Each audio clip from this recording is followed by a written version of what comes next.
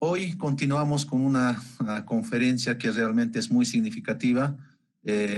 Sigue acerca de lo que es la cerámica, sobre la producción de la cerámica, y hoy escucharemos directamente de una de las investigadoras que hizo su investigación en Tiwanaku y, por supuesto, los resultados y la interpretación correspondiente. Hoy hablaremos acerca de una temática que es muy interesante, sobre lo que es la producción de la cerámica e interpretación regional en Tiwanaku, una mirada desde Chijijauira. Como siempre, permítanme presentar a la investigadora. Ella tiene licenciatura en arqueología en la Universidad Mayor de San Andrés, tiene maestría y doctorado en antropología con especialidad en arqueología en la Universidad de Pittsburgh, Estados Unidos. Trabaja como docente titular en la carrera de arqueología y es docente investigadora del Instituto de Investigaciones Antropológicas y Arqueológicas de la Universidad Mayor San Andrés, UMSA de La Paz. Es miembro de la Sociedad de Investigación del Arte Rupestre de Bolivia, CIARP, de la Asociación de Estudios Bolivianos y de la Academia Boliviana de Historia. Asimismo, ha dirigido numerosos proyectos de investigación arqueológica en diferentes partes de Bolivia, concentrando la mayor parte de sus estudios en los valles interandinos del país, como son los valles de Sinte en Chuquisaca, Betanzos y Vizca en Potosí, Tapacarí en Cochabamba, además de los valles cruceños. También trabajó en la cuenca del lago Titicaca, en los sitios como Chiripa y Tiwanaku, en el altiplano de Oruro, el norte de Potosí, y los llanos de Mojos en el Beni. Sus temas de investigación son la tecnología prehispánica como cerámica y textiles, el desarrollo de las sociedades complejas, los patrones de asentamientos regionales, procesos de interacción y arte rupestre. Ha difundido los resultados de sus investigaciones en más de 80 publicaciones, incluidas en varios libros, revistas científicas y publicaciones de difusión general. Editó 2 libros vinculados, con uno en la arqueología de Bolivia y el otro con la presencia inca en el territorio nacional. También trabajó en Tiwanaku, por ejemplo, en excavaciones e investigaciones en Chijijauira entre 1990 y 93, con el proyecto Huila Jauira. Asimismo, también hizo investigaciones sobre la presencia tiwanaku en el valle en Parotani, Valle Bajo de Cochabamba, entre 2005 y 2009.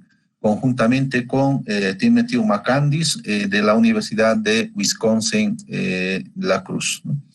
Relaciones de interacción entre Tiwanaku y los valles del sur de Bolivia. A la fecha encara varios proyectos. Con esta introducción le damos la bienvenida a doctora Claudia Rivera. El grupo que está en el grupo Meet, como también en la plataforma institucional, son a partir de ahora tuyas para escuchar la disertación. Muy buenas tardes. Muy buenas tardes a todos. Bueno, hoy día yo les voy a hablar sobre la producción de cerámica en Tiwanaku, que es un tema que lo voy a revisitar, ya que las investigaciones se han hecho a comienzos de los 90 dentro del proyecto Huila Jauira. Entonces, les voy a compartir mi presentación. Por favor, Julio, me indican si están viendo. Sí, está en proceso de... Ahora sí, puede compartir completo y con su disertación, por favor. Ya, muy bien. Entonces, para hablar del tema de producción de cerámica, que es un tema muy interesante, voy a hacer una breve introducción a lo que es la arqueología del Horizonte Medio y Tiwanaku. Como ven en pantalla, Tiwanaku, se ha desarrollado durante el Horizonte Medio entre el 600 y 1100 después de Cristo aproximadamente, y el área que tienen en la pantalla es el área de influencia general de Tiwanaku en los Andes centro-sur. Entonces, ustedes pueden ver a Tiwanaku en la cuenca sur del lago Titicaca, los valles de Cochabamba, de los que voy a hablar, Moquegua y San Pedro de Atacama. Bueno, ¿qué podemos decir de la producción de cerámica dentro de Tiwanaku? Para el caso de Chijijauira, tenemos que pensar en lo que es una ciudad. Cómo son las relaciones sociales dentro de un núcleo urbano con las características que tenía Tiwanaku.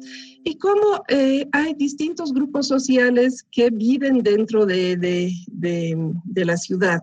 Entonces, dentro de la ciudad vamos a tener toda una serie de relaciones sociales a estos grupos distintos que se van a organizar, se van a yuxtaponer y van a generar unos lazos de solidaridad orgánica, como plantearía John Janusek, para integrarse y para poder hacer la vida en ciudad posible.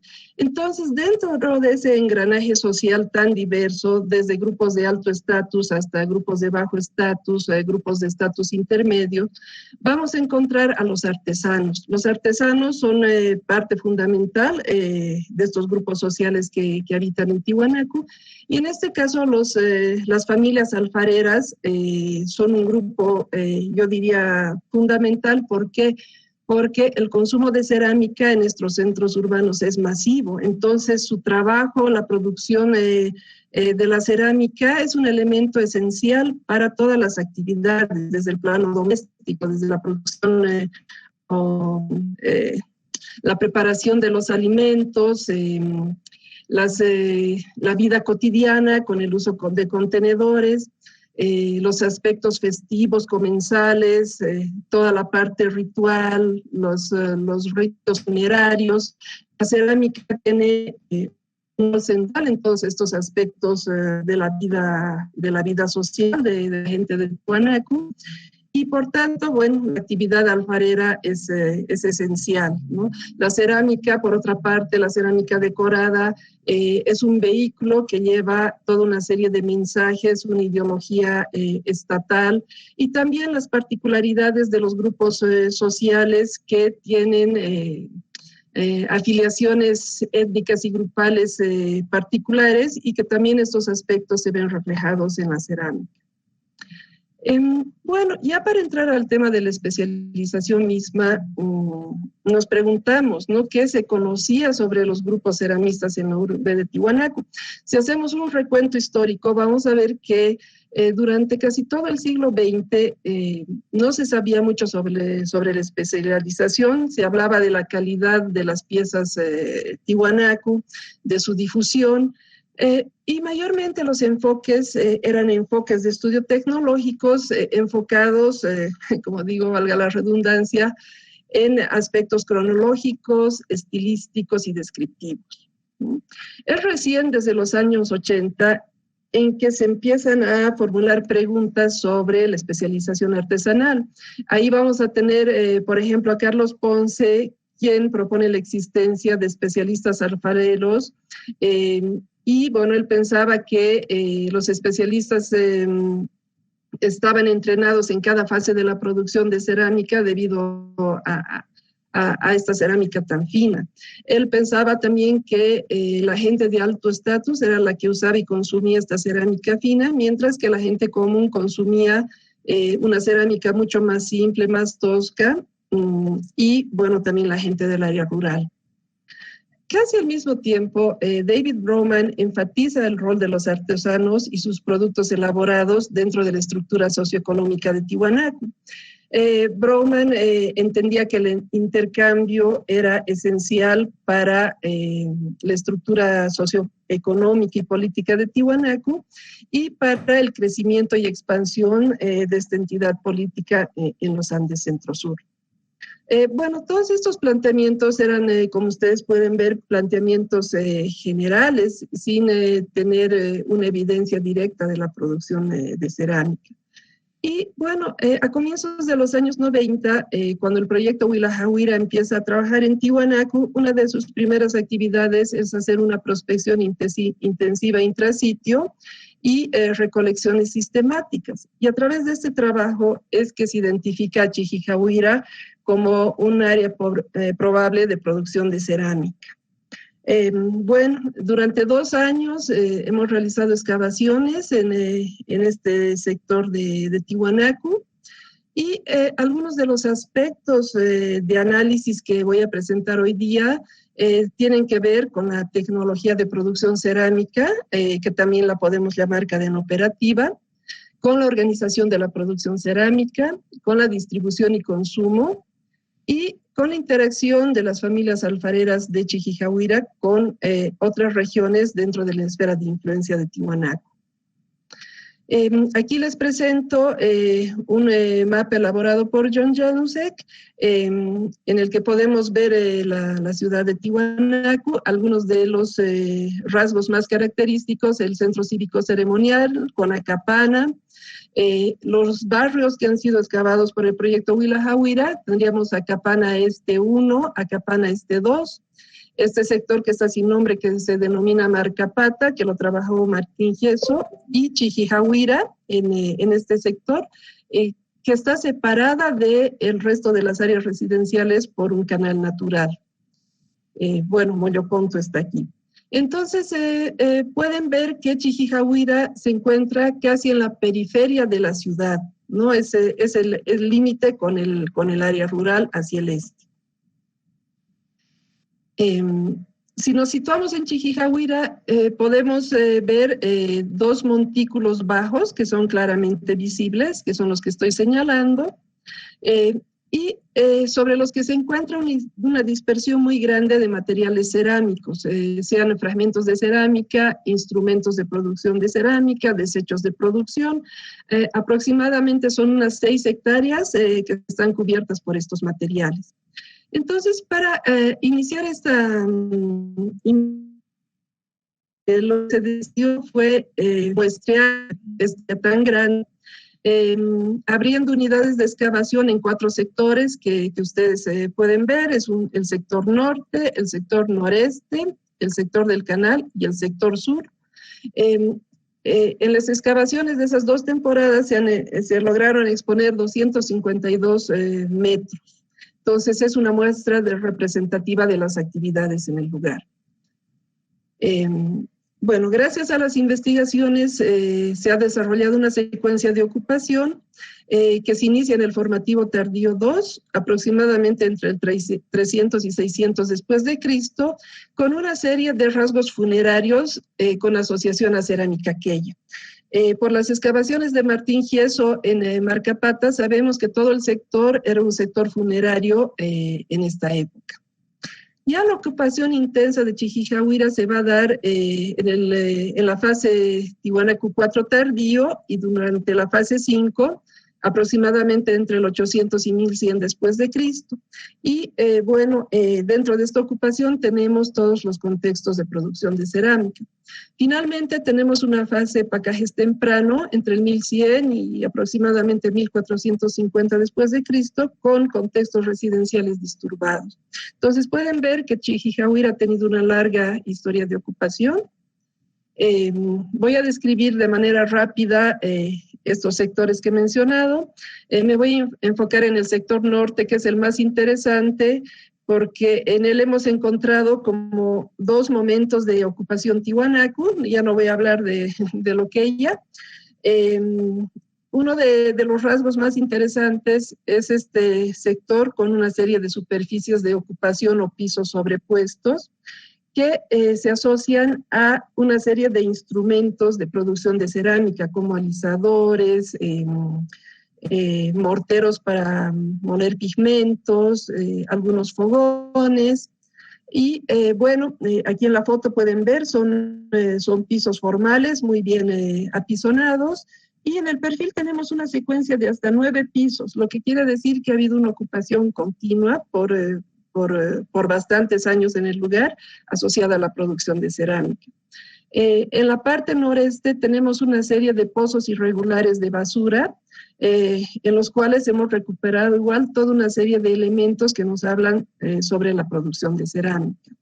En estos basurales no solamente habían elementos vinculados a la producción cerámica, sino también elementos de la vida doméstica, ¿no? Entonces vemos que es un área con la producción doméstica, ¿no? El último momento de ocupación en este sector está dado por una estructura de tapial, con una tumba en su interior, una tumba en forma de campana con 2 entierros de infantes. Esta tumba, del mismo modo, estaba rellena con material asociado a la producción de cerámica. Tenemos un pozo de almacenamiento de adobe, un gran basural de producción con cualquier cantidad de desechos de producción de cerámica, estratificado, lleno de ceniza, de más de 1 metro de profundidad. Un rasgo interesante también en este momento es esta ofrenda, el rasgo 13, que estaba constituido por una ofrenda de 12 piezas cerámicas asociadas a cilindros de pigmentos y artefactos de hueso también para la producción de cerámica. Entonces, bueno, esos son los rasgos, los elementos del área norte.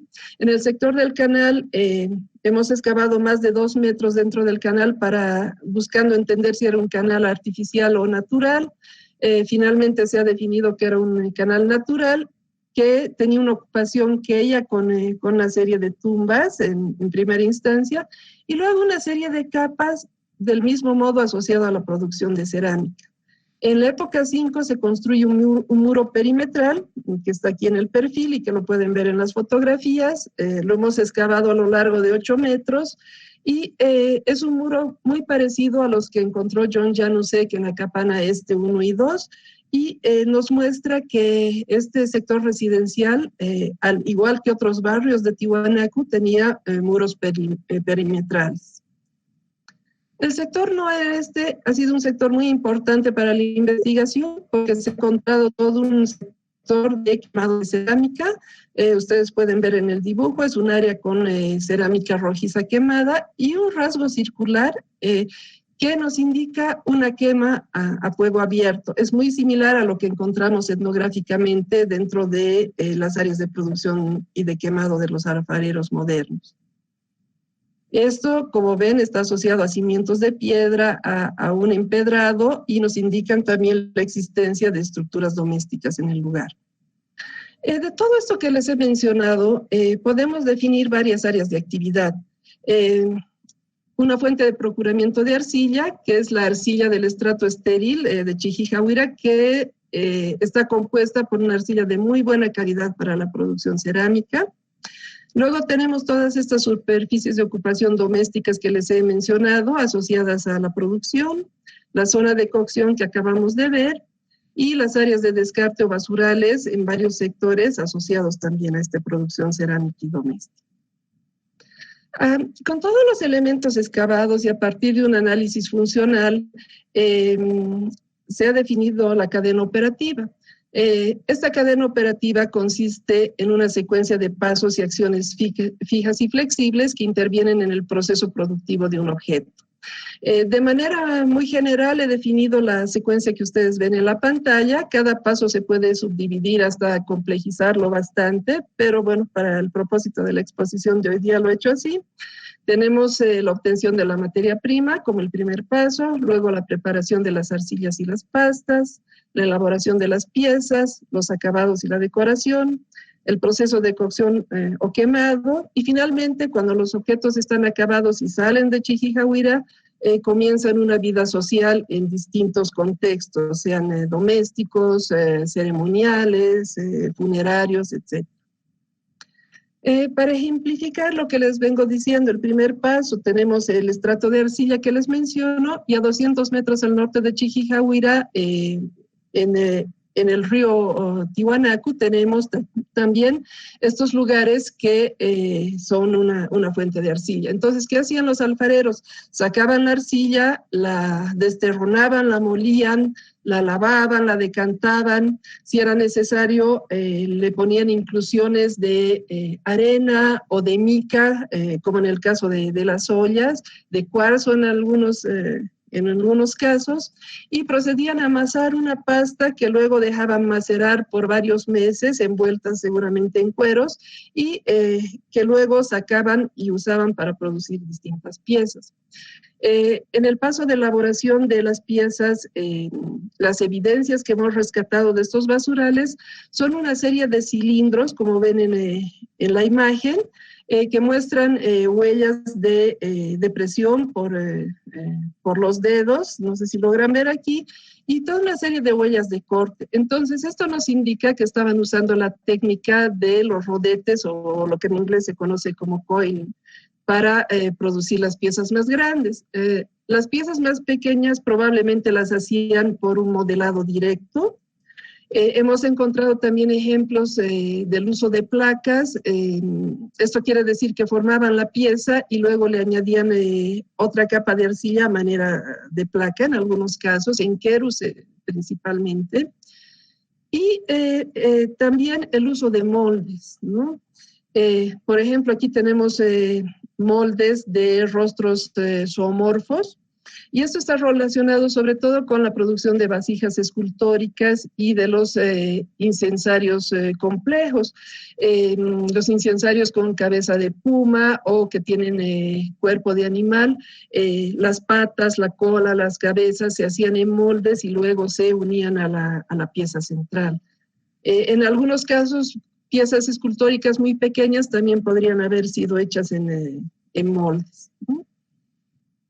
¿Cómo se organizaban los alfareros para hacer las piezas? Ellos no tenían torno. Entonces usaban, como en este ejemplo, unas tablas, voy a decir, rectangulares de arcilla que las iban moviendo, ayudándose en el formado de la pieza. Y también tenemos ejemplos del uso de cestas por las improntas que encontramos en las bases de las ollas para cocinar. En el proceso de formado, una vez que se usaban los rodetes, había que ir alisando la pieza, perfeccionando la forma, y para ello tenemos una serie de instrumentos como ustedes ven en la pantalla, los alisadores, que son de varias formas y varios materiales. Tenemos sobre todo alisadores de fragmentos de ollas, que tienen una pasta más suave y más fácil de formar. Las distintas formas tienen que ver con los movimientos que hacían los alfareros a la hora de producir las piezas.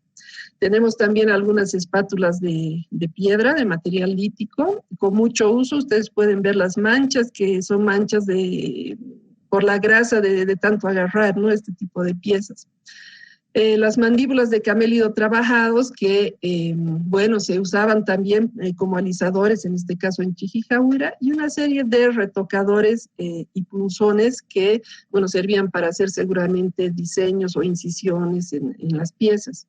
Finalmente tenemos pulidores o bruñidores que se usan en un subsiguiente paso.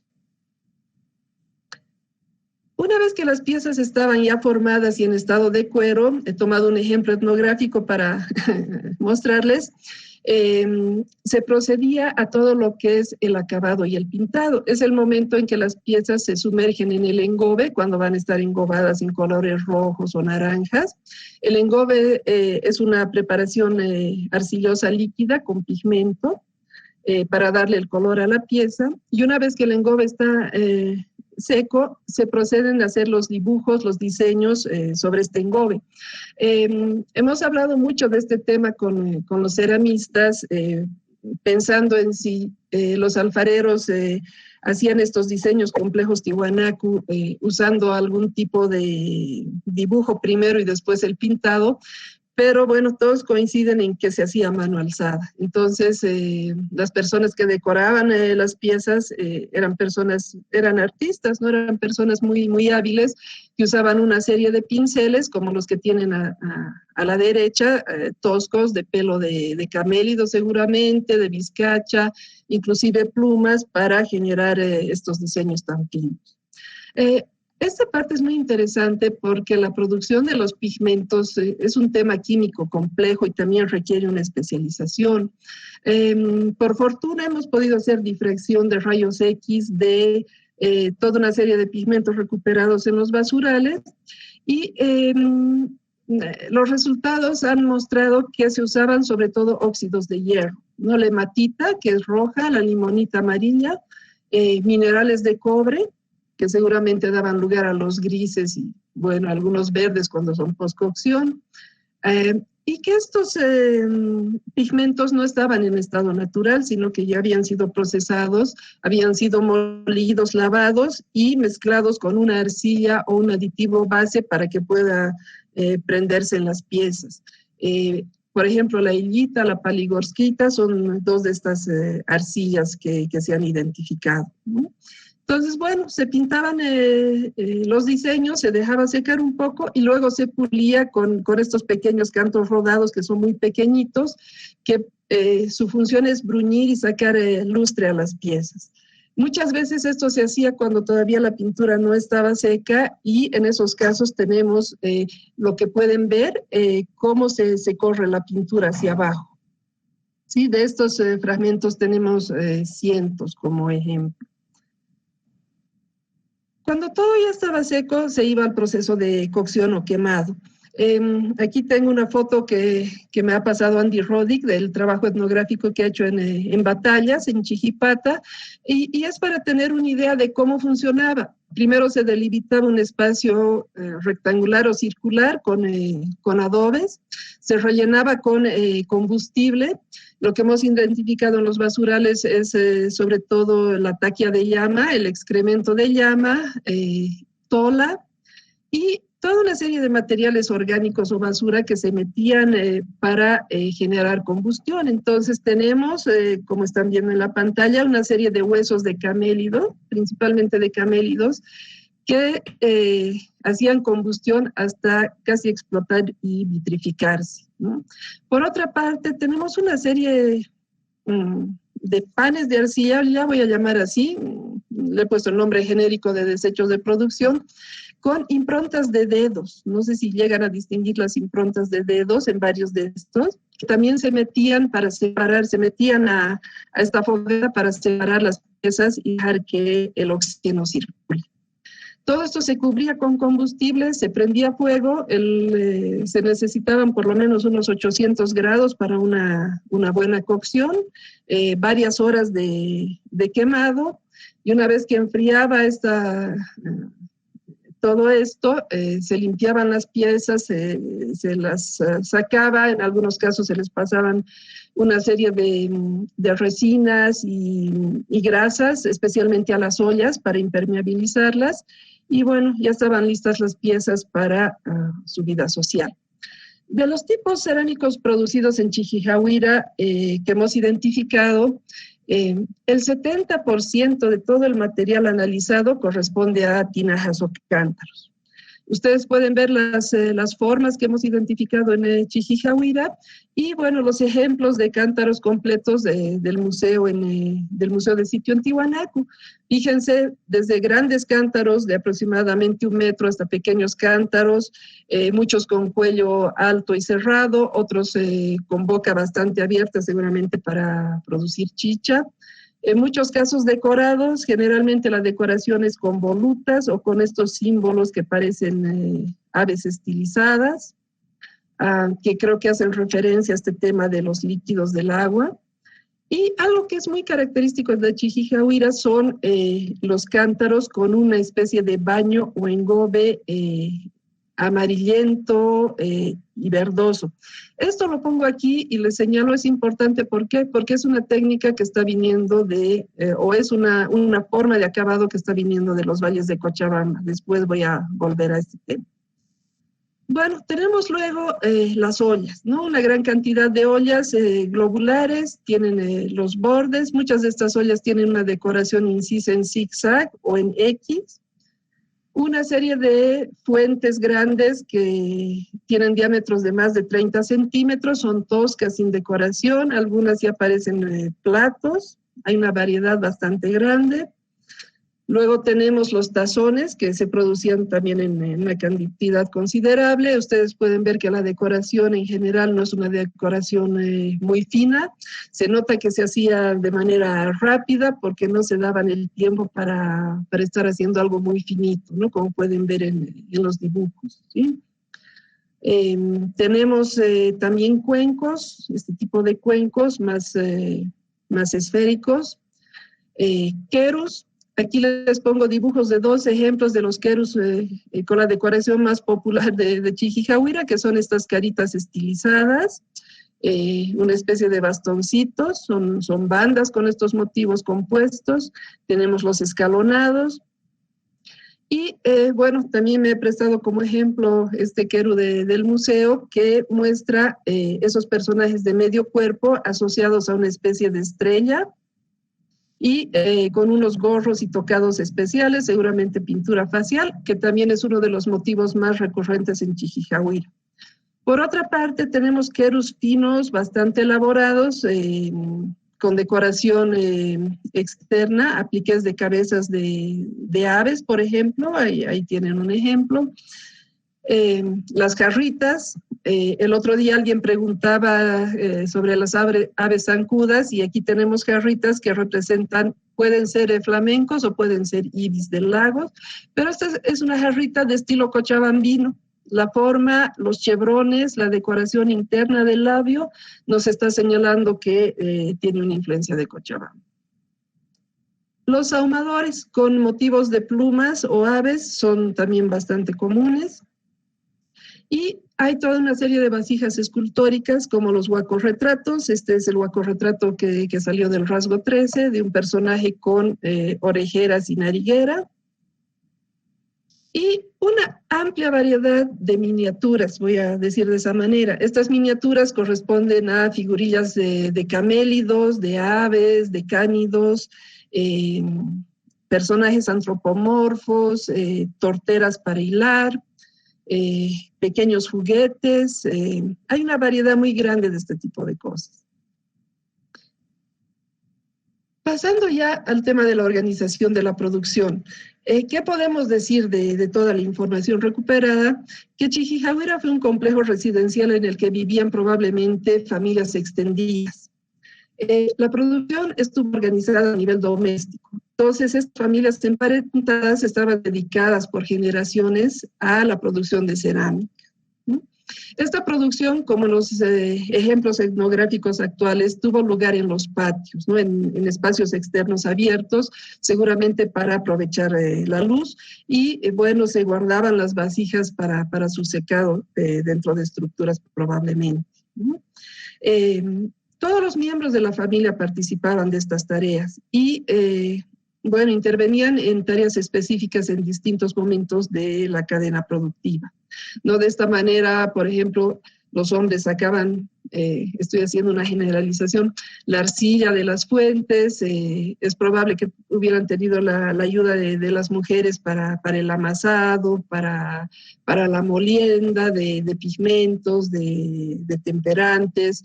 Los niños seguramente ayudaban con la recolección del combustible. El proceso de aprendizaje también se daba dentro del seno familiar. ¿Por qué? Porque los niños por imitación y por participación iban aprendiendo el oficio hasta desarrollar las habilidades máximas, ¿no? Uno de los puntos que más se ha discutido es cómo estaban organizadas estas familias alfareras. ¿Eran especialistas independientes que decidían totalmente sobre su producción o estuvieron adjuntos a las élites? Bueno, ha habido mucha discusión sobre el tema y al final yo creo, como en algún momento señalara Janusek, que son especialistas que no están necesariamente adjuntos, son independientes, pero también trabajan para las élites. Entonces tienen una posición intermedia, diría, como parte de un grupo inserto dentro de ese sistema social, y que están trabajando de varias maneras. De repente, una parte de su producción va como tributo para las élites, o trabajan a pedido para las élites, otra parte de la producción va para un consumo masivo dentro de Tiwanaku y los distintos grupos sociales que lo componían. Probablemente trabajaban también a pedido. Hay que pensar un poco que los distintos conjuntos residenciales en Tiwanaku tienen o comparten formas cerámicas comunes, pero los diseños son particulares y están mostrando algún tipo de afiliación grupal o étnica. Entonces, en este caso, sobre todo en las vasijas de servir, que tienen un propósito especial y que transmiten información. Seguramente hacían este grupo de vasijas a pedido, ¿no? Las vasijas o las cerámicas ceremoniales probablemente también eran hechas a pedido y con mucho más cuidado y con mucho más trabajo, ¿no? ¿Cómo era el tema de distribución y consumo? Bueno, todo lo que es cerámica doméstica se consumía, como he dicho, masivamente. Los cántaros de Chijijahuira con las mismas pastas, acabados, se han encontrado, por ejemplo, en el Palacio de Putuni, en la Capana Este y en muchos otros lugares, ¿no? Bueno, me he adelantado un poco. Las vasijas de servir hechas a pedida. Las vasijas con funciones rituales seguramente se hacían para un consumo local, también rural e inclusive para regiones más distantes, ¿no? Aquí les estoy poniendo un ejemplo de la cerámica de Pariti. ¿Por qué? Porque cuando excavamos en Chijijahuira empezamos a identificar una serie de fragmentos cerámicos atípicos que no correspondían a las formas tradicionales que he venido mencionando. Y en ese momento no sabíamos qué era. Pero ahora, ya teniendo los ejemplos completos de Pariti, me doy cuenta que teníamos muchas de estas cabezas pedestal que correspondían a este tipo de forma, es una forma ceremonial, o el uso de los rosados. Salían muchos fragmentos rosados que nos parecían rarísimos, pero bueno, vemos después el uso del rosado en estos challadores gigantes de Pariti, y son colores que forman parte de todo este complejo diseño que tienen que ver con estas ceremonias a estos seres del Ucupacha, como dice Juan Villanueva. Yéndonos a la última dimensión que voy a analizar esta noche, tenemos la interacción con otras regiones dentro de la esfera de influencia tiwanaku. Algo que resaltó desde las primeras excavaciones que hicimos es que habían materiales cerámicos que relacionaban a estas familias alfareras con los valles de Cochabamba. Por ejemplo, aquí tenemos un fragmento de un tazón que ustedes pueden ver que hay colores marrones y rojos sobre un fondo gris verdoso que nos hace mucho recuerdo a Tupuraya, ¿no? Tupuraya es un estilo de los valles de Cochabamba que ha sido contemporáneo a Tiwanaku durante el 600, 700, 800 después de Cristo. Luego desaparece. Tenemos también otros fragmentos con diseños típicos del estilo Tiwanaku derivado de Cochabamba. Y bueno, eso nos hace pensar que hay un nexo muy fuerte. Pensemos que Cochabamba está a unos 500 o más kilómetros al sureste de Tiwanaku. Entonces, ¿qué implica esto? Implica que hay una interacción muy fuerte de estos alfareros con gente de los valles de Cochabamba. Aquí tenemos material de Chijijahuira con un estilo típicamente cochabambino, la forma de estos personajes antropomorfos, el tipo de alas en bisel, entrelazado con este tipo de motivos. Y tenemos también la presencia de estilos híbridos como bueno, lo que decimos coloquialmente tihuareque, porque es una mezcla de Tiwanaku con el estilo omereque de la región de Mixque, ¿no? Es una cerámica muy fina, está en Chijijahuira, otros fragmentos de este estilo omereque. Tenemos también cerámica mojocoya, que también viene del sureste de Cochabamba y del norte de Chuquisaca. Cerámica que la hemos definido en un primer momento como uruquilla, pero que hoy en día sabemos que corresponde al estilo Cinti, del Horizonte Medio. Y tenemos una relación con las tierras bajas, yo me imagino las zonas de ceja de selva, por estas figurillas con ojos granos de café, estas pequeñas vasijitas que se han encontrado en el rasgo 13.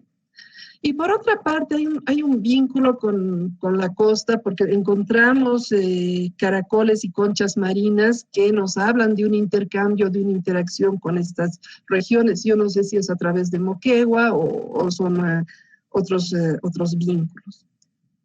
Algo que llama mucho la atención en Chijijahuira es el énfasis que existe también en la representación de camélidos, ¿no? Sobre todo en los tazones, ustedes pueden ver ahí los camélidos con su carga, con sus sogas, el llamero que lleva a la llama, vasijas mucho más finas, también del rasgo 13 representando estos camélidos. Y bueno, eso nos hace pensar en estas redes sociales de los alfareros para el procuramiento de ciertas materias primas y también para el intercambio de sus productos. Bueno, a manera de reflexiones finales, puedo decir que, bueno, estas familias de Chijijahuira tuvieron un alto grado de especialización artesanal, produjeron a gran escala para un grupo muy diverso de personas, tanto objetos domésticos como más suntuarios y festivos, y que intercambiaron una serie de conocimientos y experiencias tecnológicas con otros grupos alfareros, principalmente de los valles de Cochabamba. Y este intercambio era de ida y vuelta. Seguramente ellos llevaban estos conocimientos tecnológicos, estas normas tecnológicas de Tiwanaku que se apropiaban en el valle, pero al mismo tiempo incorporaban otros elementos como, por ejemplo, estos engobes grisáceos y también elementos iconográficos de esas regiones. Y estas relaciones seguramente están cimentadas sobre una serie de matrimonios, de relaciones de parentesco. A mí me parece muy interesante la propuesta de Krzysztof Makowski sobre el horizonte medio en los Andes centrales y para entender el mundo globalizado de esa época, lo que él propone, y yo estoy de acuerdo, es que los alfareros y otros artesanos circulan en estas épocas en las áreas de influencia, bueno, en el caso de Makowski de Huari, yo voy a hablar para Tiwanaku. Y bueno, son alfareros que van llevando los conocimientos tecnológicos y van adquiriendo otros conocimientos, los van intercambiando y van dándole esas características a la cerámica de Tiwanaku y principalmente a la de Chijijahuira en este caso, ¿no? Entonces, hay una dinámica de ida y vuelta continua de difusión y de adopción de una serie de elementos Tiwanaku de carácter ideológico y también tecnológico. Bueno, yo creo que a la larga y con más trabajo, los estudios más detallados a nivel local y regional van a seguir proporcionando evidencias sobre la producción, la distribución y consumo dentro de esta esfera Tiwanaku durante el horizonte medio. Entonces hay que pensar un poco en que los alfareros a ratos los vemos como grupos estáticos que están dedicados a producir en un solo lugar y bueno, ahí están. Yo creo que no es así, están produciendo todo el tiempo, pero al mismo tiempo tienen sus recuas de llamas, están viajando, están intercambiando, están difundiendo ideas, están trayendo ideas de vuelta y están generando, yo creo, una cultura cosmopolita para su época.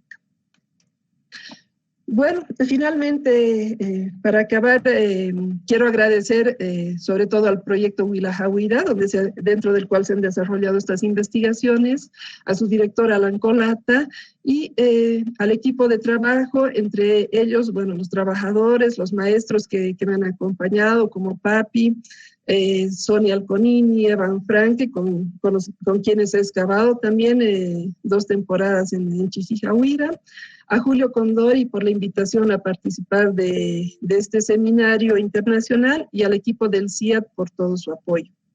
Gracias.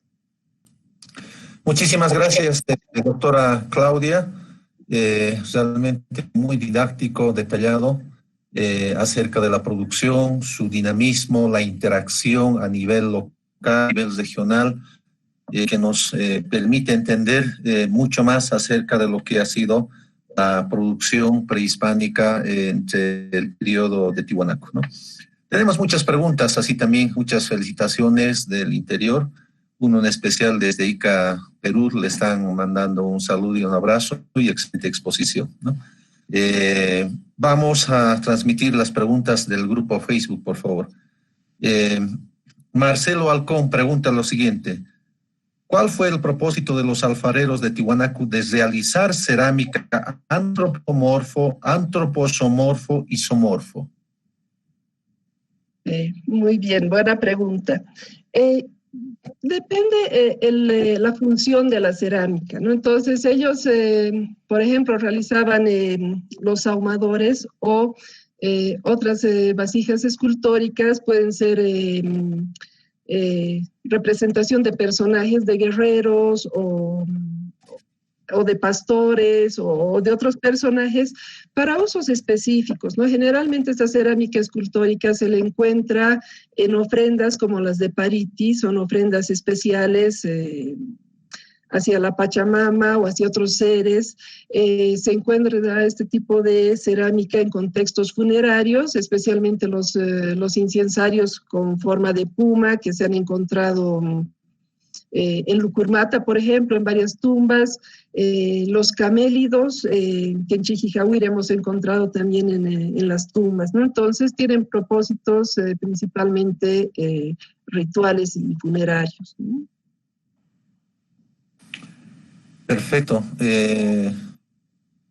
José Marcial Hernández Soto pregunta lo siguiente.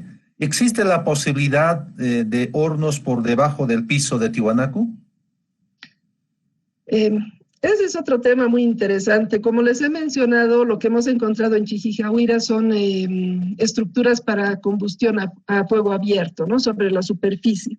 Pero eso no descarta la posibilidad de que hayan existido distintos tipos de hornos, sobre todo para la cocción de cerámica muy fina, ¿no? Hay unos querus tan finos en Tiwanaku que nos hace pensar que podían necesitar otro tipo de estructuras para cocerse de la manera en que se han cocido. Y aquí les voy a pasar un dato que me contó don César Calizaya. Él me dijo que cuando construyeron el hotel que está al lado del área arqueológica, un hotel nuevo grandote, que ahorita no me acuerdo el nombre, que, bueno, cuando empezaron a hacer los cimientos habían encontrado una serie de hornos con cerámica. Entonces, un poco volviendo a lo que Jonah hablaba el miércoles, de repente Chichijahuira no es el único lugar de producción, sino que hay otras áreas residenciales donde también se está produciendo, inclusive tal vez talleres más formales. Y es un tema interesante que habría que explorarlo no solo dentro de Tiwanaku, sino en el mismo valle, porque hay registro en el valle de varios centros de producción de cerámica también. Correcto. Luis González Peñaranda pregunta lo siguiente. ¿El diseño del ave más frecuente corresponde a una pariguana o a un ibis? Es un poco difícil decir porque las representaciones son muy esquemáticas. Entonces, yo creo que son las dos. Hay las pariguanas y también hay los ibis, ¿no? Habría que mirar con más detalle para tratar de definir cuál es cuál. Perfecto. Sonia Alcunini está pidiendo preguntar. Por favor, adelante, Sonia. Sí, gracias. No sé si me oyen. Muchas gracias, Claudia. Me ha encantado tu presentación y, bueno, me he acordado de bastantes cosas cuando estábamos allá. Nos has dado bastante información y en base a esta tu interpretación sobre el rol que han tenido estos alfareros, ¿no? Me parece bastante interesante de pensar en base a lo de Markowski, etcétera, sobre el rol de estos alfareros, introduciendo tanto a Wari como a Tiwanaku a este mundo globalizado, artesanos que circulan, etcétera. Yo me imagino que había otros alfareros, no solamente de cerámica, sino de otro tipo de material, ritual, etcétera. En base a esto, no sé si tú, Claudia, puedes un poco reinterpretar el rol de Tiwanaku, porque, bueno, se habla bastante sobre la naturaleza multiétnica de Tiwanaku y ahora tú nos estás hablando sobre esta urbe un poco, bueno, más abierta, cosmopolita, donde los artesanos están yendo y viniendo, etcétera. Entonces, ¿qué reflexión nos daría sobre la naturaleza misma de Tiwanaku en cuanto a su estructura étnica, política, etcétera? ¿Cómo verías eso? Gracias. Bueno, yo creo que pensando en los modelos, ¿no?, que se han manejado en los últimos años sobre Tiwanaku, se habla mucho de un estado segmentario basado en estructuras sociales parecidas al AIL, ¿no? Entonces, seguramente es una sociedad inclusiva en la que participan diferentes grupos sociales, políticos, étnicos, culturales, ¿no? Yo veo, como dice Karen Anderson, por ejemplo, para Cochabamba, Tiwanaku es un estado hospitalario, ¿no?, en el que todos estos rituales de comensales, de tomar, de beber, articulan una serie de relaciones sociales. Entonces, la gente se ha articulado. A ratos tenemos una visión muy desde arriba hacia abajo de Tiwanaku, ¿no?, que Tiwanaku se difunde, impone, va, viene.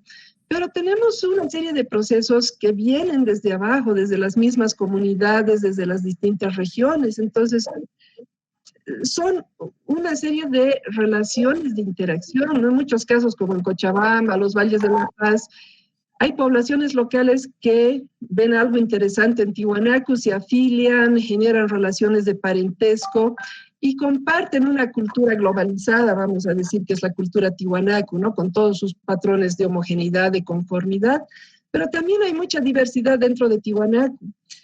Si ustedes se han fijado, de manera genérica podemos hablar de las formas, hablando de cerámica, ¿no?, de las formas cerámicas, de los diseños cerámicos, pero dentro de eso hay muchos subestilos, hay mucha variabilidad que nos hacen pensar en dinámicas mucho más flexibles, ¿no? A ratos tenemos los arqueólogos estas ideas de encajonar, de hacer bloques, pero esto no, esto es fluido, es intermedio. Entonces hay estilos como, hablamos por ejemplo de Cochabamba como si fuera una sola cosa, pero son muchos valles, es un área vasta Cochabamba, ¿no? Entonces la relación con Tiwanaku es diferente en cada región, en cada valle.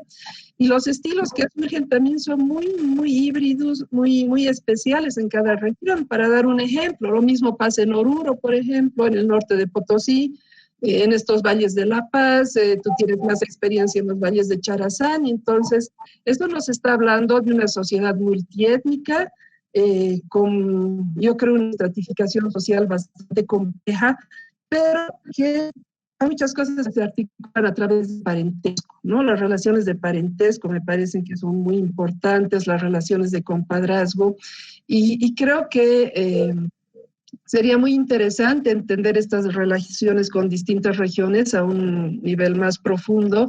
Yo creo que los estudios de arqueobiología son importantes, ¿no?, para entender estos movimientos, trazar los movimientos de las personas entre el centro, entre las provincias, y entender de repente que hay mucha gente que va a Tiwanaku, que está en Tiwanaku por un tiempo y después se va, ¿no? Entonces tal vez existe hasta una doble residencia en muchos casos, ¿no?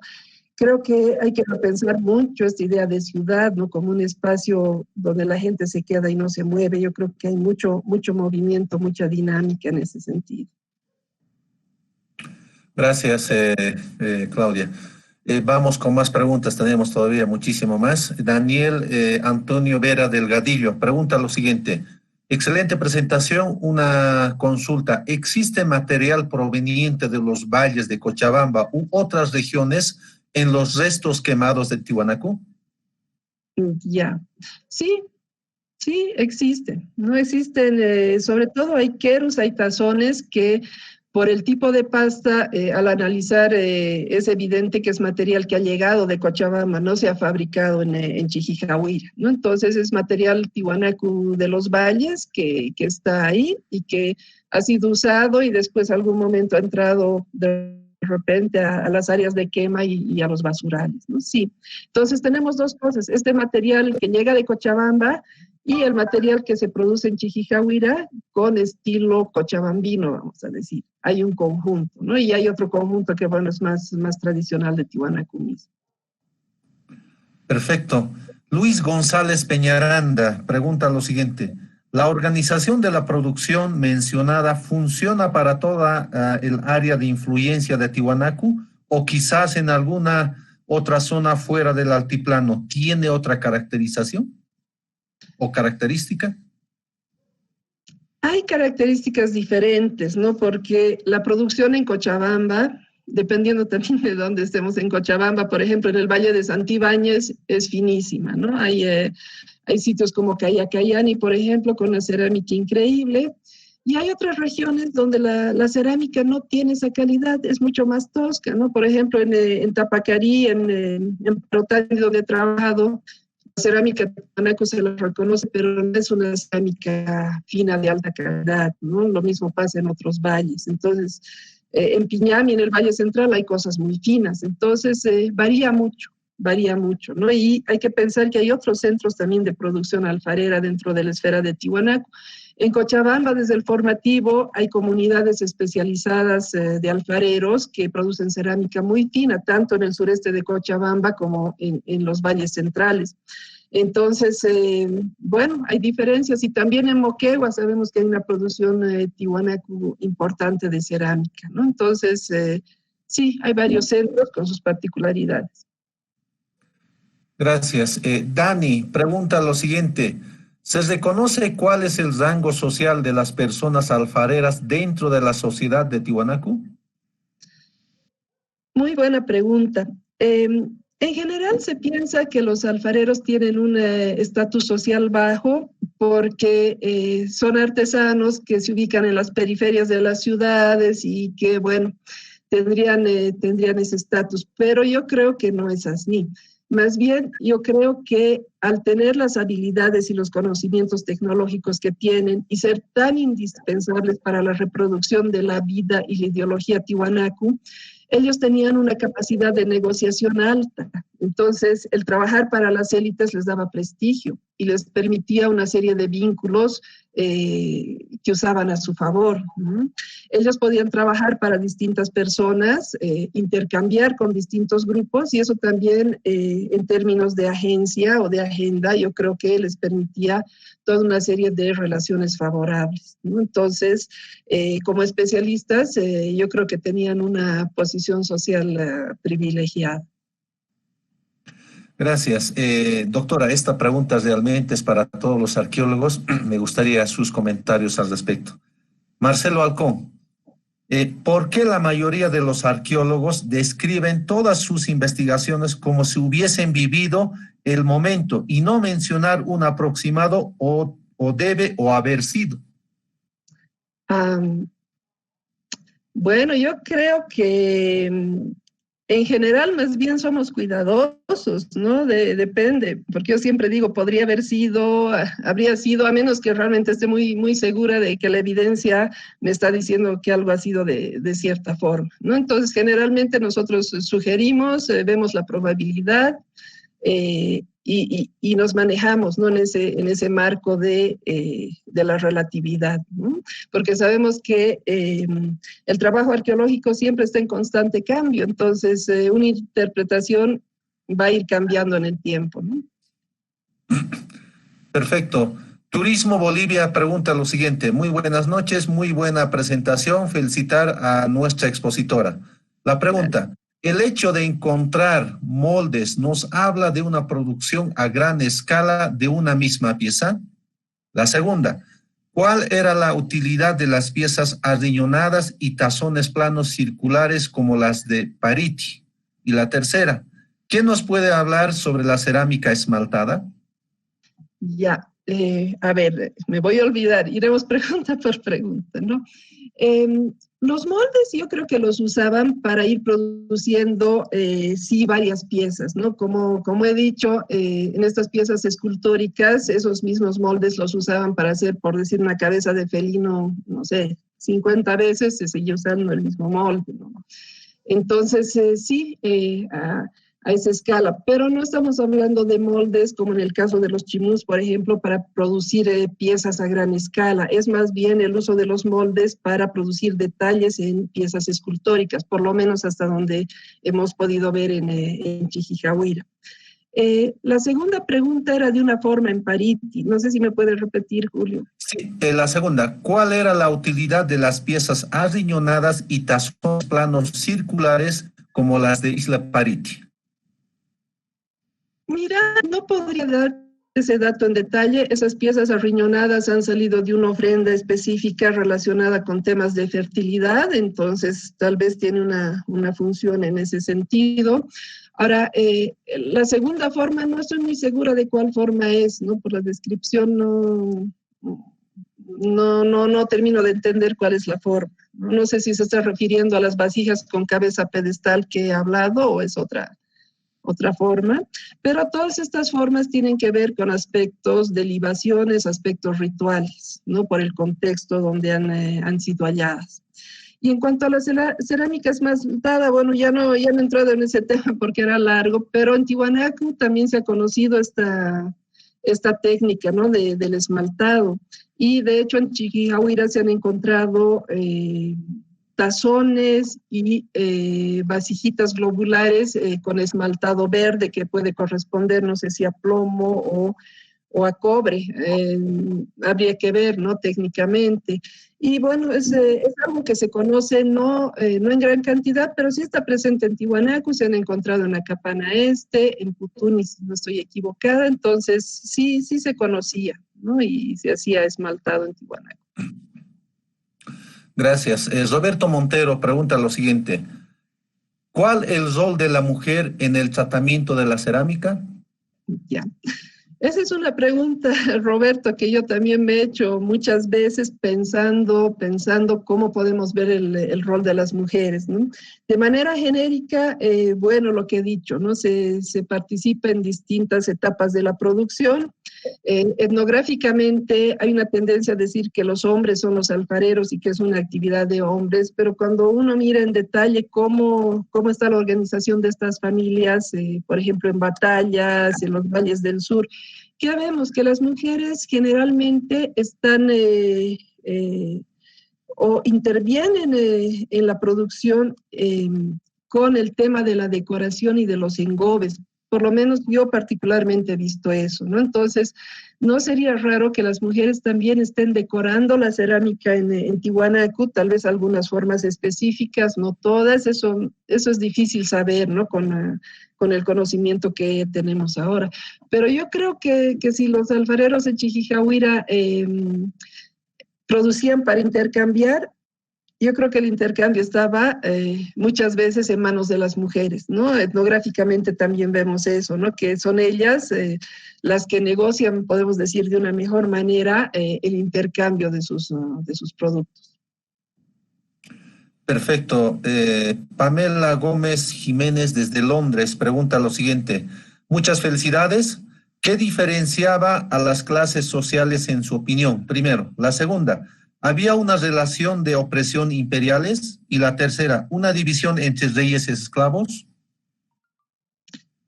En Tiwanaku, yo creo que esas categorías clásicas son difíciles de aplicar.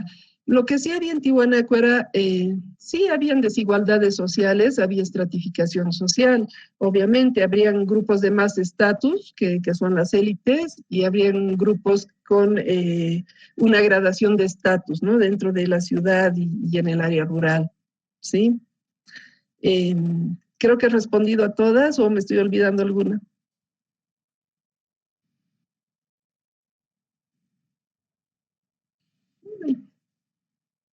Julio, no se te oye. Gracias. María Rosa Sanginés pregunta lo siguiente. Felicidades nuevamente. Una consulta. ¿Cuál es el método para conservar estas vasijas? El método para conservar. Bueno, depende. Ya. Yo creo que es que es un poco difícil decir porque hay que hacer un análisis, un diagnóstico del estado de cada pieza. Pero si están en un buen estado, bueno, hay que controlar la temperatura, la humedad, ¿no? Muchas piezas se limpian, ¿no? Con agua destilada. Ahora, si tienen sales y otros elementos, ese, bueno, ya es un tema de la gente que hace conservación y ellos determinan qué tratamiento se les tiene que dar a las piezas, ¿no? Perfecto. Ariel Cruz pregunta lo siguiente. El doctor Bennett, en las excavaciones realizadas entre 1933 y 1934, encontró cerámica lisa y él interpretó posterior al dominio de Tiwanaku. ¿Cuál sería su interpretación? Es la primera. La segunda, ahora en Potosí también hay ese tipo de cerámica en la región sudeste. ¿Es posible que sea proveniente de Cochabamba? Cerámica lisa. Me imagino que se está refiriendo a la cerámica sin decorar. En relación a Bennett, a ver, cuando Bennett hace sus pozos de sondeo y establece la cronología relativa para Tiwanaku, él hace una seriación estilística. Entonces, de manera muy general, analiza la cerámica no decorada, ¿no? Describe algunos atributos, pero no la toca mucho más y se enfoca en todo lo que es lo decorado para establecer el Tiwanaku temprano, el clásico y el decadente. En el temprano, bueno, está el material formativo tardío, que es lo que ahora conocemos como Kalasasaya y Keya, pero son estilos decorados, ¿no? Eso por una parte. La segunda pregunta, Julio. La segunda pregunta, ahora en Potosí también hay ese tipo de cerámica en la región sudeste. ¿Es posible que sea proveniente de Cochabamba? Yo creo que no, porque en Potosí, en toda la parte sudeste, cerca de Tupiza, en Talina y otros valles, existen centros de producción alfarera muy antiguos, ¿no? Esa producción viene, sí, desde el intermedio tardío, inclusive desde el horizonte medio, tal vez antes. Entonces, yo creo que más bien es una región que tiene una tradición de producción alfarera muy importante y que es local, pero también tiene su esfera de influencia, pero que va más hacia el sur, hacia los valles en la Argentina y hacia el lado de Tarija. ¿No? Perfecto. Marcelo Alcón pregunta lo siguiente. ¿A qué periodo cultural de Tiwanaku aproximadamente pertenece el conjunto de cerámica que se encuentra en el Museo de Pariti? Bueno, los rasgos en Pariti han sido fechados en Tiwanaku 5, usando la cronología de Ponce. Eso quiere decir entre el 950 y el 1000 aproximadamente después de Cristo, ¿no? Entonces, es interesante ese punto, gracias. ¿Por qué? Porque a ratos pensamos que la cerámica más fina es de la época 4 y la más tosca de la época 5, pero no pasa así. También durante la época 5 hay cerámica muy fina como la de Pariti. Más está en la función de la cerámica que en un tema tecnológico general, ¿no? Perfecto, manda saludos desde Samaipata, Gloria Velasco, y felicita por la exposición. Gracias. Otra pregunta, Quiroga pregunta lo siguiente. ¿Se encontraron molde de Caulín y Chijijaira? ¿Se identificó vasijas con tapa? Moldes de Caolín no. Los moldes que he mostrado en la presentación son moldes de cerámica, ¿sí? Entonces no hemos identificado ese tipo de material. Y tapas, no. Tampoco hemos encontrado como tapas de las ollas, por ejemplo, no hemos encontrado nada parecido. Perfecto. Otra pregunta, ¿se identificó vasijas, ollas con 3 asas igual que en Putuni? Con 3 asas, no hasta donde yo recuerdo. Perfecto. Yo tengo otra pregunta, Claudia, por favor. Sí. En todo esta cerámica que usted ha analizado en todo lo que es Chijijahuira, ¿con qué región hubo una relación más dinámica o intensa a partir de la cerámica que tú has analizado con Tiwanaku? Ya. Yo creo, saliendo, digamos, de la esfera de Tiwanaku y el valle mismo, yo creo que es con Cochabamba, ¿no? Porque realmente los indicadores nos muestran ese vínculo, ¿no? Con el sureste de Cochabamba, principalmente, ¿no? Tenemos esta cerámica híbrida Tiwanaku-Mere, que tenemos estos elementos del estilo Mojocoy, entonces yo creo que hay un vínculo bien fuerte con esta región. Pero eso no quiere decir que no hay vínculos con otras regiones, como he mencionado. Entonces también esa presencia de cerámica de estilo Sinti del lado de Potosí, creo que es importante porque están yendo a recoger o a conseguir la cristobalita y tal vez otros minerales y pigmentos para la cerámica. Entonces también tienen que establecer vínculos con las poblaciones en estas regiones, ¿no? ¿Con Moquegua o es un espacio exclusivo para los valles interandinos que usted nos menciona? Perdón, Julio, no te he oído, se ha cortado. ¿Me puedes repetir? Perdón. Con Moquegua, la cerámica que se identifica en Moquegua, ¿hay algunos elementos ahí en Chijahuira o ese es un espacio, como yo ya no sé qué señalaba, que es una área bien específica con los valles que usted nos está señalando? Ya. El tema con Moquegua, yo creo que tenemos que analizarlo, ¿no? Y compararlo más, porque en Moquegua, como ha visto Paul Goldstein, se reproducen todas las formas cerámicas y la tecnología de Tiwanaku. Entonces, los colonos que van a Moquegua llevan esos conocimientos. Ahora, ¿quiénes son los colonos en Moquegua? ¿Qué gente se mueve a Moquegua? Sabemos que es gente de la cuenca del Titicaca, del altiplano, pero no estamos muy seguros de su lugar de procedencia. No sería nada raro que, pensando en esta hipótesis de Makovsky, que de repente ha ido gente, voy a decir, ¿no? Así especulando de Chijijahuira, se ha formado un grupo de ceramistas ahí en Moquegua y, bueno, se ha transmitido ese conocimiento, ¿no? Pero, bueno, claro, eso es algo especulativo, ¿no? Perfecto, vamos con las dos últimas preguntas. Jimena Santos pregunta lo siguiente. Buenas noches y muchas gracias por su exposición. ¿Podría ser que la arcilla que se utilizaba en Tiwanaku haya sido guardada por varios siglos, al igual que se hacía en las dinastías chinas para luego ser heredadas por otras generaciones? ¿Y qué simbología habría tenido la representación de los pies, sobre todo los hallados en Pariti? Ya.